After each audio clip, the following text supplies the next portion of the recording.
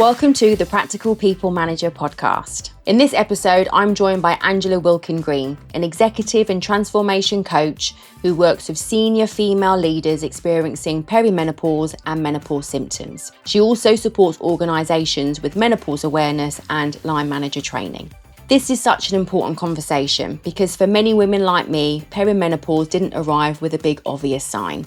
It can show up slowly through changes, both physically and mentally, or simply feeling like I don't feel myself anymore. Angela and I talk about perimenopause and what it actually is, how it differs from menopause, and why so many women miss the signs, and why this conversation still feels uncomfortable for so many people. We also explore why education, self-awareness, and speaking up about your needs do matter, especially when symptoms can be misunderstood or put down to stress, workload, or just having a lot on. So whether you're experiencing this yourself, you're supporting someone at work, or managing a team, this episode is about starting with understanding. So let's get into the episode. Okay, so welcome, Angela. Thank you very much for having me. I'm very excited to be here. Oh, lovely to have you. So I know we met through a HR community and we were saying before, weren't we, that we unknowingly have worked at the same organisation, which is great. Yeah. So great to have you part of the podcast today. But really good to start off with just kind of introducing yourself to our listeners and explaining a little bit about the work and what you do. Of course, yeah. So I am an executive and transformation coach, first of all. Yeah. I work with senior female leaders who are struggling with their perimenopause symptoms, but still showing up at work, still doing an amazing job, but just underneath feel that little bit of tension and feel like they just don't feel like themselves anymore. Yeah. So I work with them one-to-one, but I also do a lot of work with organisations now, and I go in and do a lot of menopause awareness training, manager training, and do group and one-to-one work within organisations as well. Wow, there's a lot going on at the minute around menopause. Yes, it's an exciting time for menopause because finally we're talking about it, and finally organisations are actually starting to listen and realise that they need to be doing something. Yeah, definitely. I think part of my own journey, I'm sure we'll reflect on a little bit, was me understanding the menopause, because I think like most people, I don't remember it being talked about as much as it has been in the last couple of years. Like even as far back as my grandmother, I don't remember her going through the menopause, if that makes sense, but she obviously must have. Yeah. So I think it'd be really good to understand, well, there's two phrases, one perimenopausal and then we have menopause. Are you able to explain or give us some indication of what the difference is? What does that look like? Yeah, of course. Yeah. And actually, I think most people don't really understand the difference. I think we talk about menopause, but what we're generally saying when we use that term is we're describing the entire journey that a woman is going to go through. Yeah. And if she goes through her menopause naturally, that can start anytime from your late 30s, believe it or not, much younger than we really think, young. right? Because Yeah. I think most of us believe that we go through our menopause in our 50s and it will just mean that we might get some hot flushes, our periods will start changing, and eventually they'll stop, and then it's over, right? Yeah. But it's so much more than that. The average age of a woman going through her menopause in the UK is actually 52, which is probably why we think that. Yeah. But the stage, the lead up to menopause is actually called the perimenopause. Right. And that can last anything between 10 and 14 years. And the 10 to 14. Oh my gosh. I know, who knew? My God, that seems like a lifetime. It does. Yeah. And a lot of women will go, oh no. Yeah. The average amount of time that we will spend in that is 7 years in the UK. Right. And so that's the disruptive time. Yeah. And of course, that's actually happening to most women in their 40s and well into their 50s. Right. So it's actually affecting a lot more women than we realise and a lot earlier in our lives than we realise. Yeah. And I think because women are carrying so much now, you know, we've put a huge amount of pressure on ourselves because we all have these wonderful careers, but we're also bringing up our families. We're having our children later in a lot of cases. So we might have young children at home.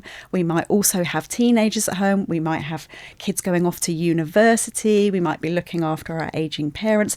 So we've got all this other stuff. Yeah. And then you've got perimenopause bubbling underneath, and we don't know it's coming because nobody told us. Yeah. Nobody showed us what it was, and our parents just went through it without really knowing. Yeah. And so they haven't shared with us either. Yeah. So we're sort of the first generation that are now going, hang on a second, we need to start talking about this, and we need to start teaching the younger generations what's actually happening to women. And there's nothing wrong with us. Yeah. This is completely natural. Yeah.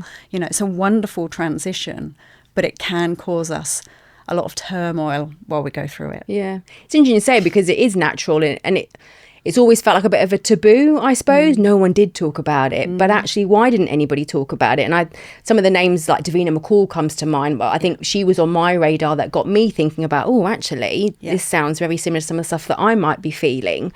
Why do you think it has been such a taboo?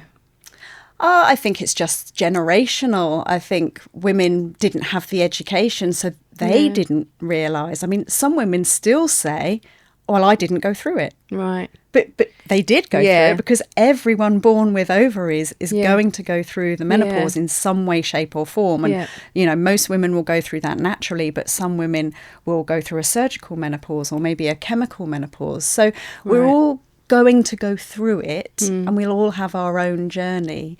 But I think women weren't as visible as we are now, and they didn't have the opportunity to have these conversations. And I think the generations ahead maybe were just more private, and because their friends weren't talking about it, they didn't know it was happening to other people, so we just kept it a secret. And I think really, you know, we have a lot to thank the likes of Davina for, and many women who were doing a lot of work in this area before her, to actually bring this out as a conversation that we're now feeling braver to have. Yeah. It's interesting to say that. I can think about a night out I had with my friends. I mean, this was a couple of years ago now. So I'm, I think, a couple of years younger than my set of friends. And at the end of the evening, we kind of all shared a hotel room. And this sounds weird, but I was a bit brave, and I said, are any of you feeling a bit funny? And they were like, what do you mean? I'm like, have any of you heard of like perimenopause? And they were like, oh my God, I have. And I think I've gone through it. And it's so weird, because none of us had, and we're really close, to be fair, but none of us had actually had the conversation with each other. Yeah. And straight away I was like, oh, that feels better. Yeah. Like, I thought, am I going a little bit mental, you know? And it's amazing, to your point, because we're all having all these different symptoms and feeling this way, but actually we never talked to each other at all about it until that one moment. Yeah. And the fact I had to feel a bit brave about asking the question, because again, I didn't want to feel like, well, is it just me? So with that point then, I mean, I get the impression there's so many different symptoms, and everybody's very different about what that looks like. So what sort of things would someone look out for, or what might they be feeling? There are so many different ways, like you say. And I think it's time for women to start doing their research, so that they can really start to understand themselves. Yeah. So the thing that I like to talk to my clients about is try and understand what your normal is first. I think that's the really important starting point, because everybody feels differently and everybody has different things going on. You know, we might have had different fertility journeys. Some of us might have endometriosis or PCOS. So it's understanding what your normal is. And, you know, a 28-day cycle is probably not normal for most women. Right. So that for me is the really early important stage that we miss, because when we feel normal, we don't tend to think about it. Yeah. But understand that. Track your cycles, track how you feel, track what the things are that trigger you to feel good or feel not so good. And then it's about starting to notice when things change for you and understanding those subtle differences as to what might be coming in. And for a lot of women in those early stages, what I tend to find they report back is actually more the psychological stuff. Right. Rather than the physical symptoms. Yeah. There might be a mix, obviously, but the psychological stuff is the stuff that we tend to ignore. Right. We put it down to stress, we put it down to work, whatever's going on at home. There'll always be an excuse as to why we might not feel ourselves emotionally. Yeah. But some of the things that can come up are, you might be feeling more sadness than normal. A lot of women report feeling angry. Yeah. You know, some women just get this rage that comes over them, and it's like their personality is starting to change. So it's also really important, I think, for the people around us That's why we Yeah. all need the education, the Yeah. men as well, Yeah. because they might notice the change in your behaviour before you notice it for yourself. And we need to be able to have that kind of relationship where we can be open and honest and say if we're seeing it in a friend or Yeah. a colleague or your partner, whoever that is. But often it is those psychological changes. You might suddenly notice that you just don't feel as confident. And it might not be, things at work. A lot of women report, all of a sudden I feel a bit nervous getting in the car. And I don't like driving anymore, and I can't drive at night, or I don't like to drive on the motorway. Things that you might have been perfectly fine with all of your life suddenly just you feel a bit anxious about. Yeah. So I think there's some really important things to think about early on. And then, of course, there's a whole range of physical symptoms as well. And that's because we have estrogen receptors all over our body. So pretty much any part of us might be affected with physical symptoms. Yeah. So it's just important to know, does this feel different? Yeah. And then start to track them. Yeah. And how many of them and how severe are they? And if you start to see an emerging picture, you might want to start questioning, okay, is this perimenopause? Yeah. But we have to just be careful because we don't want to say everything is perimenopause, because you might also have something else going on. So it's really important to understand yourself. Yeah. I mean, that's a lot more than just hot flushes, which I think seemed to be the only thing associated with it, wasn't it? Well, you've got a hot flush, it must be. Absolutely. And periods. Yes. I mean, one thing I would like to say actually is a lot of women think if their cycle is normal and that they're not having changes to their periods, it's nothing to do with menopause. Right. But some women will go through all the way right up until they're getting to the point where their periods start to get disrupted and start to stop with no changes at all. Oh, really? So you might be experiencing a whole heap of different symptoms, but your cycles are still fine. That could still be perimenopause. So don't assume that because your cycle is normal, that it's not that. Yeah. It's amazing because there's so many myths about that, isn't it? Around your pre-assumptions of what you have been told around hot flushes, or your periods will be irregular and so on. But I think the key thing from what you're saying is that education and research bit, isn't it, really? Absolutely. Yeah, really key. I know. And be careful who you listen to as well. I was going to say there's so much out there, isn't there, around what it could be. And to your point, I was in something the other day and someone said it might not be to do with being menopausal or perimenopausal, so you need to make sure you check things out, which I thought was interesting, because I think people tend to do that a lot now, saying, oh, it must be the menopause, you must be, but actually it might not be. Absolutely. No. So important to really understand you and not be scared to go to your doctor and have those open conversations and make sure if you feel like your GP isn't informed as much as you want them to be on the menopause, speak to somebody else, get a second opinion. Yeah. And I'm with you on that. So I did that myself. I started making a little bit of a list of things that didn't quite feel right. I think some of them you've mentioned already, feeling very angry at times and upset. And, it's interesting about, I think quite sensitive, quite nervous all of a sudden, my confidence. I mean, we can talk a little bit more about that later, I approached my GP, and the first person I saw was very helpful, don't get me wrong, but there's blood tests for this, that. But we didn't get anywhere, and I'm like, something isn't right. So actually when I called back, I said I would like to speak to somebody who knows about menopause and perimenopausal.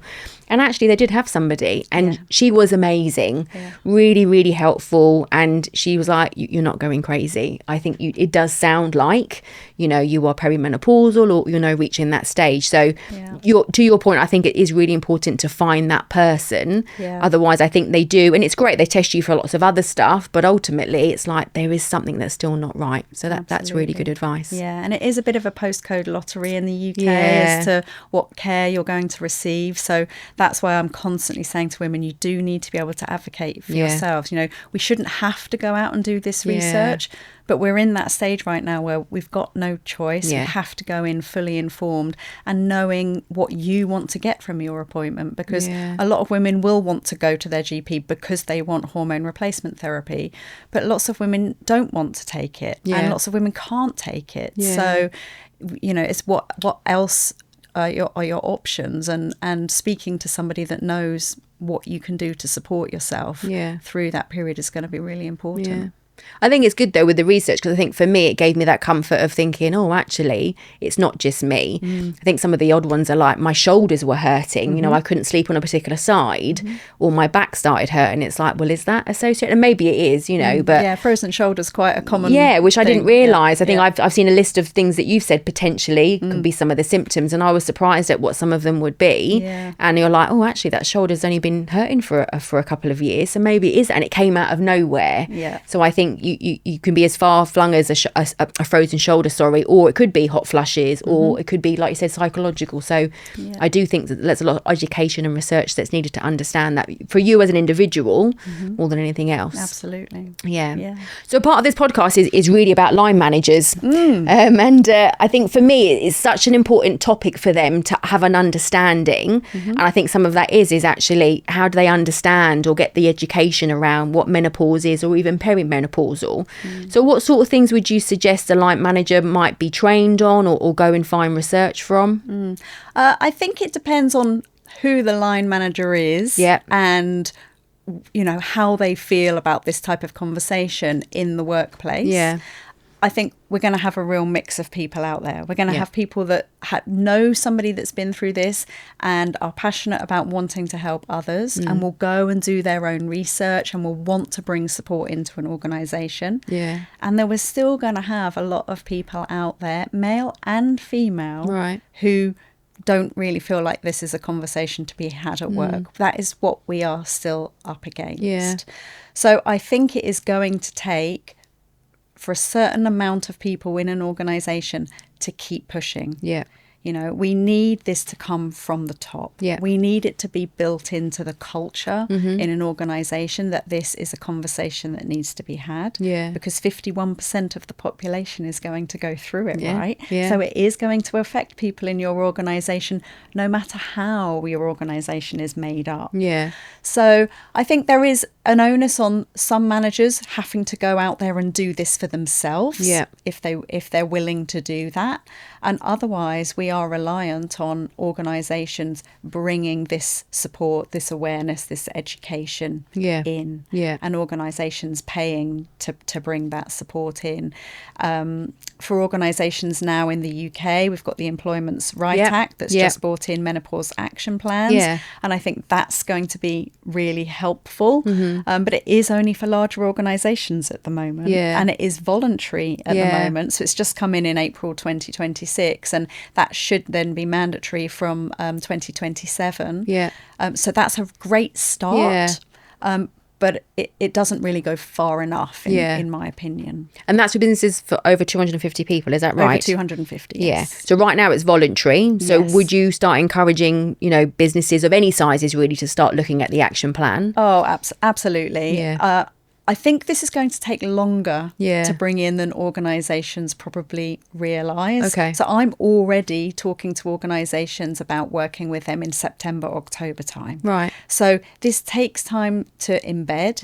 And it's not just one awareness session and you're done. I think that's the important message here. Of course, starting with an awareness session is going to be really important, because you want everybody in your organisation to have the chance to understand and to learn and to ask their questions. But it goes much deeper than that, and we will need training for our managers. Training across the board for our managers is obviously really important for everything that's going on with people in the workplace right now. And menopause is just part of that important conversation that now needs to be embedded in that training that they receive. I think a lot of businesses that I've spoken to are like, well, I've got a menopause policy. Is that not enough? But that doesn't feel like it is enough. Absolutely not in my eyes. It's great to have one. But actually, I think they're better off as part of a wider well-being policy, if I'm honest. Because a menopause policy, how often is that going to get looked at? If you don't know or understand menopause, you're not going to go, I know what I'm going to do. I'm going to go and read the menopause policy today. But actually, if you've got someone in your team who's struggling, you might go, I'm going to go and have a look at that wellbeing policy and see how I can help them. And they might stumble upon menopause, and then something might, tick, that light bulb moment in their mind, go, actually this is what could be happening, they're Right. more likely to come across the information Yeah. on menopause in that wider well-being piece. It's more likely to be read by more people. Unfortunately, I think menopause policies that are standalone end up in that it's a tick box Yeah. exercise, Yeah. right? They're sitting in a drawer and it doesn't get used. Yeah. But they can be really helpful because a good menopause policy is going to have all sorts of resources and, you know, being able to train you and help you to a certain extent Yeah. on, you know, what questions you can ask and where to go for more information. So Yeah. they're a really important piece of the puzzle. Yeah. But it's not enough on its own. A lot more, yeah. I've heard of menopause champions. So I don't know any business that I've worked with or, you know, have actually done anything like that. So what does that look like to have a menopause champion? Well, it'll be different in every organisation, but yes, they're specifically trained on all aspects of menopause. So, you know, they're not a GP. You can't go to them and get specific personal advice, but they are there for you to go to ask your questions, to have that support, and they will be advocating for that menopause conversation in the entire organisation. Yeah. So they will be doing lots to spread that awareness through the organisation. They'll probably be putting on lunch and learns. They'll probably be having group meetings that people can go along to and offer that safe space for, you know, people that are going through it, struggling with symptoms. They can go, they've got someone to talk to. So their role is quite varied in an organisation, but it's not a paid role. It's something that somebody in the organisation genuinely wants to do to make a difference for others. Yeah. And is there actual training for someone to be, because I was thinking about it, you know, not into like going off your own back and learning about it. You obviously want to make sure that you're fully trained on something like that. Absolutely. Yeah. They would need to go and have training to do that role and do it effectively. Yeah, no, definitely. It's interesting to say about at the top, isn't it? Your board members, I don't know, you know, your board of directors, they're important, but you know, some that I've spoken to is like, well, it's a bit of a nice to have, isn't it? You know, do we really need to have it? But what do you think the impact on business is if we don't do something, you know, that's really focused on menopause? I think the overall impact is you're losing women. Yeah. You're losing women. And if you are a company that wants to encourage females at all levels in your organisation, if you don't address this topic, you will lose them. And the more women start to understand about it for themselves, the more they're going to be looking to work with organisations that openly have this conversation and offer the support that's required. Yeah. You know, you might not necessarily have noticed that the women are leaving, but they're probably not ever going to tell you it's why they're leaving. Yeah, that's a good point. And even if they don't actually leave, they're probably not fully present through that period of time because they're dealing with so much. Yeah. And it's not just the dealing with the symptoms, it's the hiding it from everybody. Yeah. A lot of women are hiding it at work, pretending they're okay. The amount of energy that takes from us to be able to show up every day and put our face on and pretend we're okay when we're not. Yeah. That's hard. Yeah. And therefore you're not going to be performing at your best. But if they know they can go to work and say, I'm really sorry, but this is what's happening for me today. I might just need an extra half an hour. Yeah. Whatever it is for her, that is taking so much pressure off. No, absolutely. So, I think, you know, but the reality is, and it's what happened to me. I left my 25-year career because of my perimenopause, because I didn't know. Yeah. I didn't know what was happening to me. Yeah. I literally thought I was falling apart, thought I'd completely lost myself. Right. So 1 in 10 women are walking away from their careers. Yeah. So I'm assuming then with the business that you worked with, they didn't have anything regarding to menopause, no support. But obviously, if you didn't even know, that I wouldn't have known to ask. No, okay. And that's why the awareness piece is so important, because I'd never heard of the word. Right. I mean, this was over 4 years ago now. Right. So I think, you know, a lot of women have heard of the word at least now. Yeah. And would, you know, at least maybe think, could it be? Yeah. Whereas I had no idea. So I didn't know what to ask for help. I didn't know what was going on. I just thought that I was completely losing the plot. Right. That's the only way I can describe it. Yeah. I went on this, it was a 4-year slow decline, really. And just lost all of my confidence. And I actually started a new job. Right. And I was in a new consultancy role. So I was working from home, and I was working for an organisation on the west coast of Canada. And so I was working all sorts of funny hours. And I just put it down to that. Right. And that, it was new and it was difficult and it was strange to me. But I cried every day for 3 months, and that's not me. No. So I am emotional, but to do that, that's like, well, who is this woman sat here right now?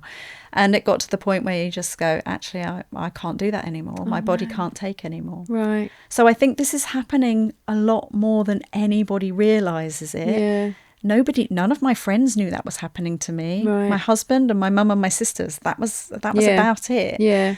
I was good at hiding it. I was still showing up. My work had no idea until I phoned and said, I'm not coming back. It was a complete shock to them. Right. Thankfully, they were amazing. Yeah.